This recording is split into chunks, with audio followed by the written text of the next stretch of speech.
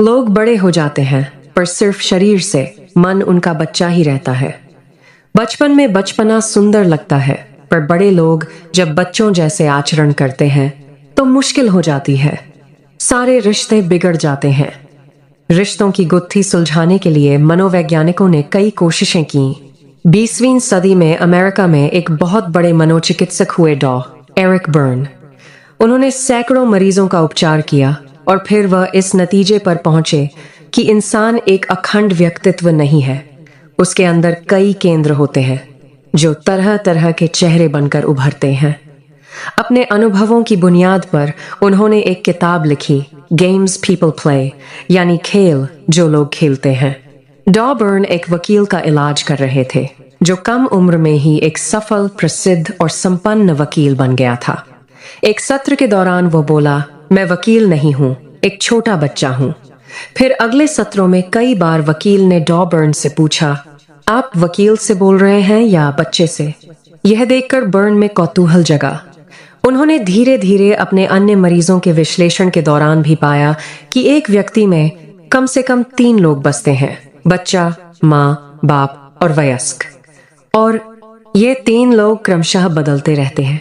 कब बच्चा उभरता है और कब माँ बाप बोलने लगते हैं, ये कहा नहीं जा सकता। ये बदलाव सिर्फ शब्दों में प्रकट नहीं होता, बल्कि शब्दों से तो बहुत कम कहा जाता है। चेहरे के हाव भाव, देह भाषा, शरीर का तापमान और अन्य कई निःशब्द इशारों से उस व्यक्ति की मंशा का पता चलता है। मनोवैज्ञानिकों ने पाया है कि जब कोई इंसान बोलता है तो केवल 7% संप्रेषण उसके शब्दों से होता है। बाकी 38% स्वर के उतार चढ़ाव, शब्दों पर आघात इत्यादि से होता है। और देह भाषा यानी बॉडी लैंग्वेज द्वारा 55% संप्रेषण होता है। हम बचपन में अपने से बड़ों के विचार, भाव और आचरण का अनुकरण कर रहे होते हैं। भारतीयों में यह आदत गहरी होती है क्योंकि यहाँ बच्चों पर माँ बाप का असर होता है।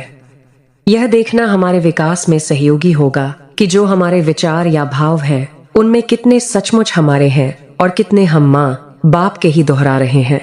आदमी वयस्क तब होता है जब जीवन का सीधा सामना करता है, अभी और यहीं जब वह भूतकाल के प्रभाव को मिटा देता है। जिसका यह केंद्र विकसित होता है वह व्यक्ति सहज, स्फूर्त और सतर्क होता है। वह अपने फैसले खुद ले सकता है और बचकानी हरकतें नहीं करता। बचपन की इच्छाएं बड़े होने के बाद वयस्क होनी चाहिए। शरीर की उम्र के साथ मन की उम्र भी बढ़ती जाए तो संतुलन बना रहता है।